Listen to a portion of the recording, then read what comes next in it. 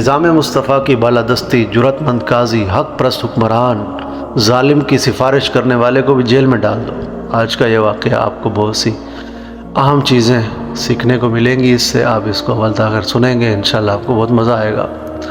یہ واقعہ تقریباً آج سے 1200 سال پہلے کا واقعہ ہے اور اس شخص کا ہے جو کہ قاضی تھے اور ثقہ قابل اعتماد کثیر احادیث کے راوی بھی تھے، جس کو ابو جعفر منصور نے شریک بن عبداللہ بن ابی شریک قاضی کو مقرر کیا تھا کوفہ کے اندر قاضی۔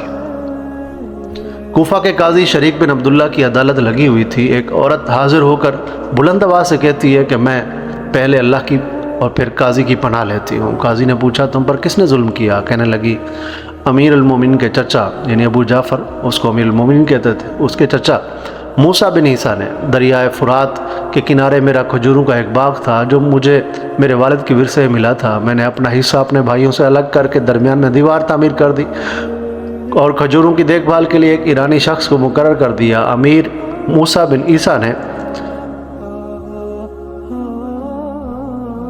میرے بھائیوں کے تمام حصے خرید لیے۔ اس نے مجھ سے بھی بات چیت کی اور بھاری معاوضے کا لالچ دیا، لیکن میں نے اپنا حصہ بیچنے سے انکار کر دیا۔ گزشتہ رات اس نے 5 بندے بھیجے اور دیوار کو توڑ دیا۔ اب میری اور میرے بھائیوں کی کھجوروں کے درمیان کوئی بھی فرق نہیں رہا، آپس میں مل گئی ہیں۔ قاضی نے غلام سے مٹی طلب کی، اس پر اپنی مہر لگا کر اسے حکم دیا کہ امیر کے گھر لے جاؤ اور اسے اپنے ساتھ لا کر عدالت میں حاضر کر دو۔ دربان کا جو شخص تھا مہر والا، یہ لے کر موسیٰ کے پاس گیا اور اسے بتایا کہ قاضی نے آپ کے خلاف یہ حکم جاری کیا ہے اور یہ ان کی مہر ہے۔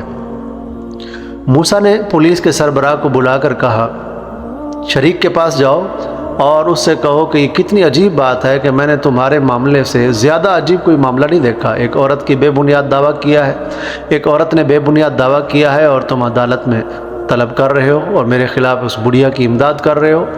پولیس کا سربراہ امت مسلمہ میں قاضی کے مقام اور اس کی ہیبت کو جانتا تھا، اس لیے وہ خوفزدہ ہو گیا اور کہنے لگا مجھے تو آپ معاف فرما دیں۔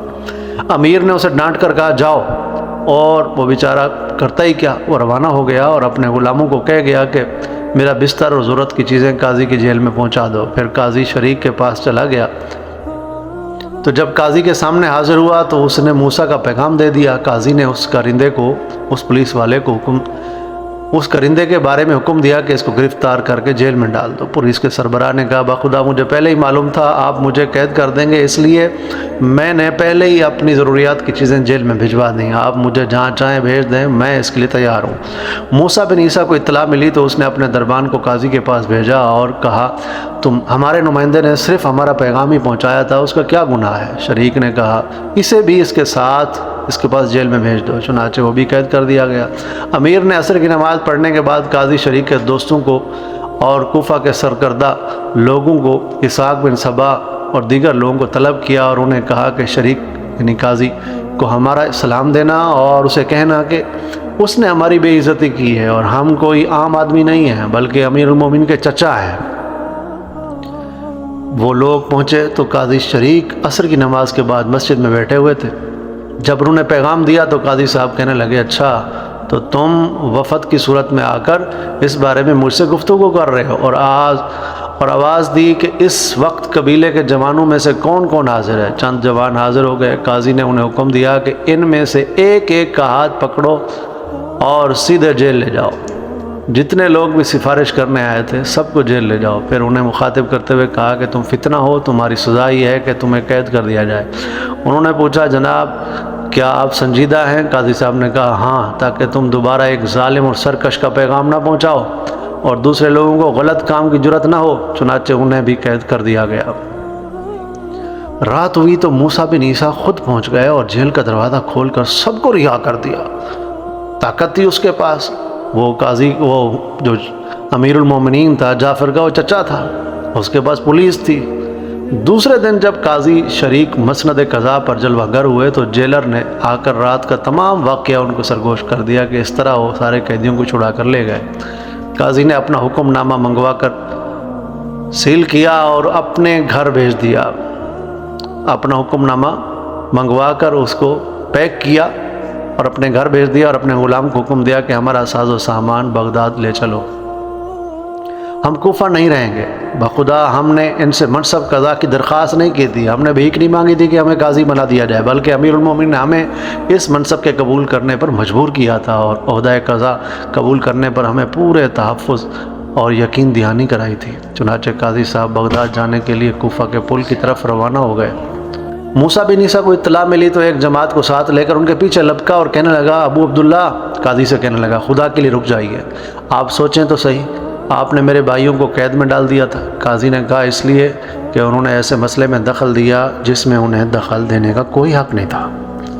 میں اس وقت تک واپس نہیں جاؤں گا جب تک ان سب کو جیل میں نہیں بھیج دیا جاتا، ورنہ میں امیر المومنین مہدی کے پاس جا کر منصب قضا سے استعفیٰ پیش کر دوں گا۔ موسیٰ نے بعد النخواستہ یعنی نہ چاہتے ہوئے حکم دیا کہ ان سب لوگوں کو واپس جیل میں بھیج دیا جائے، اور خود اس وقت تک وہیں کھڑا رہا جب تک جیلر نے واپس آ کر سب جیل چلے جانے کی رپورٹ نہیں دی۔ امیر نے اپنے ایک حواری کو حکم دیا کہ قاضی کے گھوڑے کی لگام پکڑ کر آگے آگے چلو اور انہیں عدالت میں لے چلو۔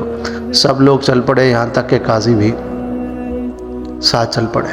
قاضی صاحب مسجد میں پہنچ کر مسند قضا پر جلوہ افروز ہوئے۔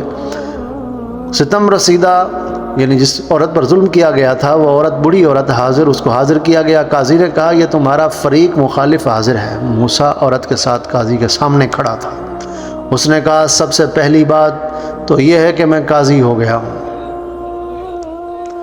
اس نے کہا، سب سے پہلی بات تو یہ ہے کہ میں حاضر ہو گیا ہوں، لہذا قیدیوں کو رہا کر دیا جائے۔ قاضی شریک نے کہا، ہاں، اب انہیں رہا کرنے میں کوئی مذاکرہ نہیں ہے، تو جتنے لوگ قید تھے ان کو رہا کر دیا گیا۔